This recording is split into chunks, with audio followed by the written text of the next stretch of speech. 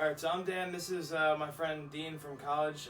Check him out at Code Green Show. You want to talk slightly about that? Yeah, so Code Green Show is a fan page and a fan TV show that I started about a year ago. It's Eagles news 24/7. I will be having more interviews in the future, and it'd be really cool if you could check me out at Code Green Show on Google or specifically Instagram, which is my most intriguing platform at the moment. And thank you so much for having me today. No, of course. So we're going to talk about some of the wild card games, and then we'll get to the Seahawks Eagles later and go into more depth. So what are your quick thoughts on the Bills Texans, the games at 4:30 on Saturday?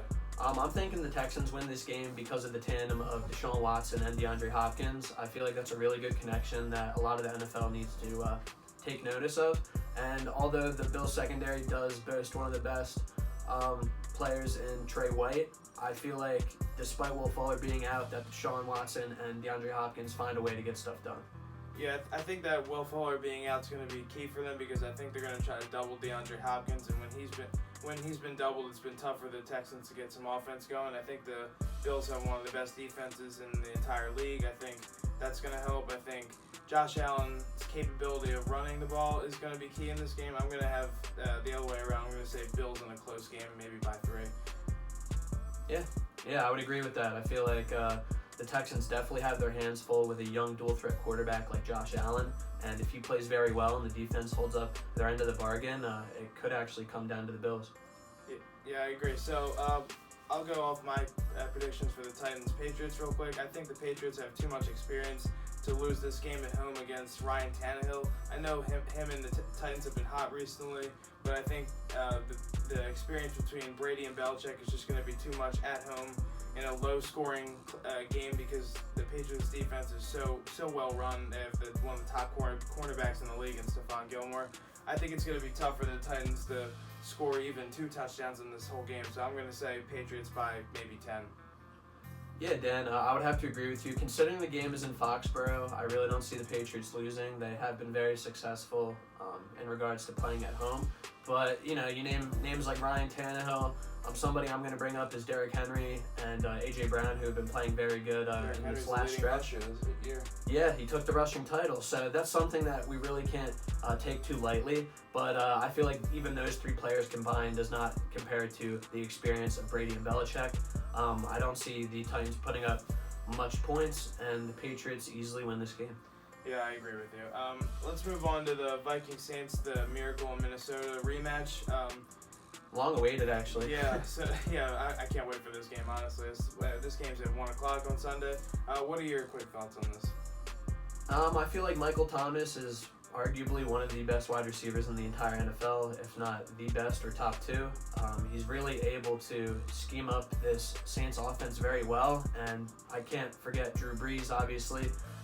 Like you said, it is a different game this time around, and Michael Thomas and Drew Brees are a lot for most teams to handle. I mean, they put up over 35 points a game, and that just speaks to their offense and their firepower. The Saints easily win this game, and Kirk Cousins and Drew Brees, it's not even close. Yeah, it's not even close with that in the quarterback comparison. And I think the Drew Brees injury earlier in the year, remember last year, toward the end of the year, the Saints offense really faded off because Drew Brees is, he's getting up in age. I don't remember off the top how old he is, but he's up near 40, if not plus 40.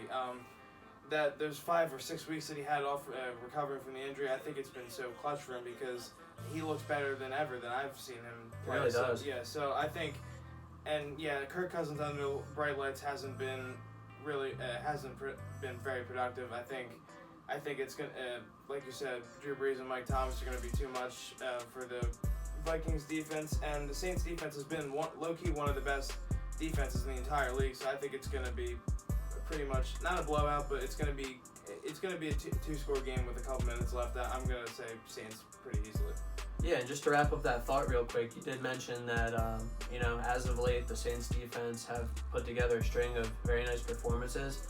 We have to pay attention to Cameron Jordan, who's a perennial Pro Bowler on the defensive line for the Saints. Also, Marshawn Lattimore is one of the best young lockdown corners in the entire league. Yeah. Those 2 players alone give you a chance in every single game that you play because defense wins games. Yeah, definitely.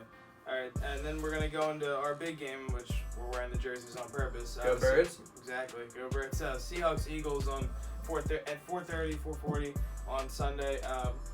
I'd like to hear your thoughts quickly. Just not the score prediction, but just tell me how you think the game's going to play out. Well, this Eagles football team definitely resembles the 2017 in many ways, than you would think. For example, the level of adversity they've had to overcome this entire season, whether it's injuries, whether it's close losses. We've had a ton of headaches as Eagles fans, and they've had a ton of headaches as far as personnel is concerned and had to scheme up these new guys with limited experience. So I'm going to put that on the table at first. Also, this Seattle Seahawks team, we did play them earlier in the season, about 3 to 4 weeks prior, I believe. And it's just a different team. So when you look at that factor alone, these are two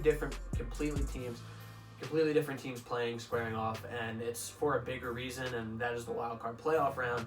But another factor that I like to bring into it is Carson Wentz's very first playoff game in his career. He's had to sit on the sideline and watch his teammates have success, hear all this talk about how Nick Foles is better and Carson's always going to be in the shadow and yada, yada, yada. He's been able to prove himself this entire season. He's been extremely healthy, and he just shows that he could work with weapons regardless of who they are. You talk about Greg Ward and Deontay Burnett, for example, practice squad guys who, you've heard their name called all throughout last Sunday, and, those are factors that are going to be huge coming into this game, and Carson Wentz is hungry. This Eagles team is hungry, stringing together 4 straight wins, and Russell should be worried. Yeah, you've talked a lot about the Eagles, so I'm going to talk a little bit about Seattle recently. They've lost 3 of their last 4. They have not been as solid as they were at the beginning of the year when they beat San Fran in that overtime thriller game earlier in the season. I think they can't really rely on their running game because Marshawn Lynch he's only had 1 game back since he retired last year, and they have another guy named Thomas Homer who knows what he's going to be. So I think the Eagles' defensive line they've been strong for the past few years, and I think that's going to be too tough for them to handle. And let me move on to the Eagles' secondary, because what I wanted to say about that is their red zone defense in the last 3 or 4 games has been top 4 in the entire league, which means they don't when the other team gets inside the 20, they don't allow touchdowns. They don't allow 7 points, and that's huge, especially against a guy like Russell Wilson in a crucial playoff matchup. I think they've made big plays like Sidney Jones. Crivon LeBlanc has been one of my favorite defensive players in the last few weeks. He just looks like he plays so hard. Their secondary has just picked it up these last 4 games, and I'm pretty confident that once the Seattle will get into hopefully they don't get into the red zone, but when they do, I think the Eagles will make enough key plays to hold them to as minimal points as possible. Yeah, and the Eagles were able to hold this well-equipped Seattle offense, like I'd like to say, to 17 points. Right. And, whether it was defensively that they weren't enough of a match for the Eagles, offensively, defensively, you name it, Russell Wilson is capable of anything. And, this team is just battle-tested, so we're going to have to see. Right, and remember, in that game when they only scored 17 points, they had all 3 of their running backs. One of the top rushers in football, Chris Carson, Rashad Penny, C.J. Process, they're all out, all 3 of them. So it's going to be they're 2 different teams playing on Sunday. What are your predictions for the final score, and who do you think's going to win? I'm going to say it's a low-scoring game, probably going to total roughly 40 points, maybe 45 points, but I just don't see it capping 50, just because it's going to be a defensive battle, but, with the limited offenses that Russell and Carson have to work with, you can't expect a high-scoring game, and, you talk about the backfield, for example, nobody knows what Marshawn Lynch is going to come out and play with. Sure, he might have played decent last week in that game versus the Niners, but it really comes down to Russell Wilson playing with a different group of guys, Carson Wentz playing with a new group of guys who I believe he's actually becoming very comfortable with, and an Eagles defense, secondary as of late. That was a great stat that you had mentioned. Holding teams to field goals in the red zone is huge.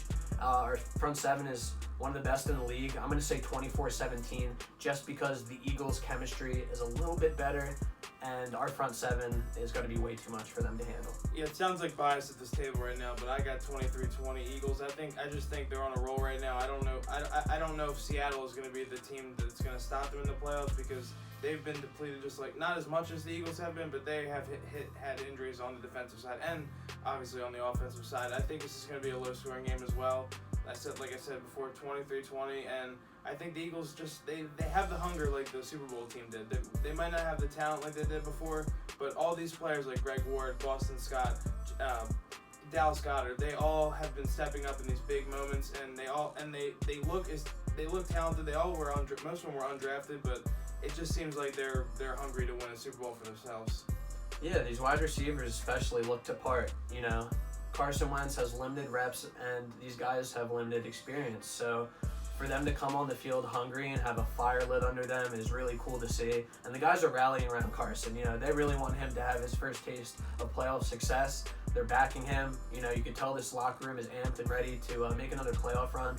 And I expect guys like Malcolm Jenkins and Fletcher Cox to be huge in this playoff game and hopefully future playoff games. And Carson Wentz is at the forefront of the offense. And, you know, he's either going to lead the troops or something's going to get in his head. And I hope it's not them getting in his head. And, yeah, we haven't really talked about Carson that much, but he's one of the best quarterbacks in the league, despite what anyone says, because of what he's had to work with this year. So I think this is going to be my favorite game, obviously, of the weekend.